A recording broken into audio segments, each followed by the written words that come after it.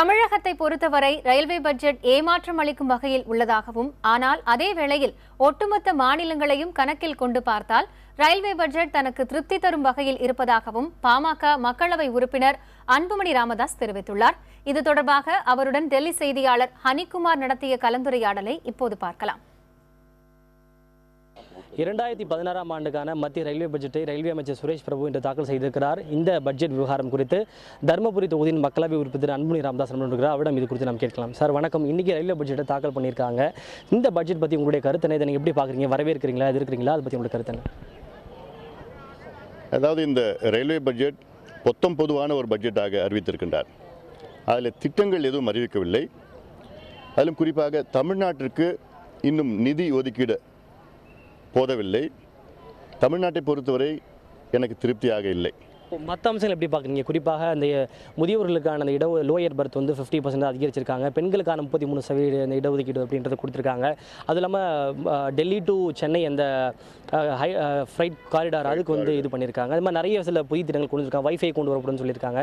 அந்த மாதிரி அம்சங்கள் எப்படி பார்க்குறீங்க? அதை உங்களுக்கு திருப்தி அளிக்குது? ஒட்டுமொத்தம் பார்த்தீர்கள், இந்திய அளவில் பார்த்தீர்கள் என்றால் திருப்தியாக இருக்கிறது. காரணம், இது அடித்தள மக்களுக்கு, சாதாரண மக்களுக்கு நல்ல பயனுள்ளதாக இருக்கும்.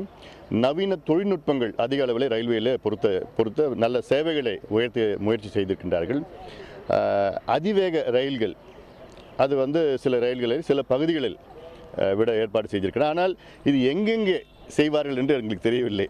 அதுதான் ஒரு பெரிய புதிராக இருக்கிறது. கடந்த ரயில்வே பட்ஜெட்டில் அதற்கு முன்பெல்லாம் பார்த்தால் உள்ளே அறிவிப்பார்கள், இந்த இடத்துலேருந்து சென்னையிலேருந்து விழுப்புரம் வரை அல்லது சென்னையிலேருந்து சேலம் வரை அப்படி. ஆனால் அப்படி எந்த அறிவிப்பும் வரல, இந்த பட்ஜெட்டில் வரவில்லை. ஆக இதுக்கு பிறகு ஒரு பிங்க் புக்குன்னு ஒன்று இருக்குது. அதில் தான் திட்டங்கள், பிரிட்ஜ் எல்லாம் போட்டுட்ருக்காங்க.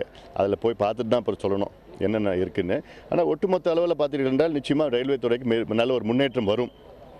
தமிழ்நாட்டை பொறுத்தவரை எனக்கு திருப்தி இல்லை. ஆனால் ஒட்டுமொத்த ரயில்வே பட்ஜெட்டை பார்த்தால், வெளிப்படையாக பார்த்தால் ஓரளவுக்கு நன்றாக திட்டங்கள் மக்களுக்காக, சாதாரண மக்களுக்காக கொடுத்திருக்கின்றார். அதாவது தமிழ்நாட்டை பொறுத்தவரை அறிவிக்கப்பட்டுள்ள திட்டங்கள் தனக்கு திருப்தி அளிக்கவில்லை என்றும், இருந்தாலும் கூட மற்ற விஷயங்களை ஆராய்ந்து பார்க்கின்ற போது திருப்தி அளிக்கின்ற ஒரு பட்ஜெட்டாக இருப்பதாகவும் திரு அன்புமணி ராமதாஸ் அவர்கள் கருத்து தெரிவித்திருக்கிறார்கள்.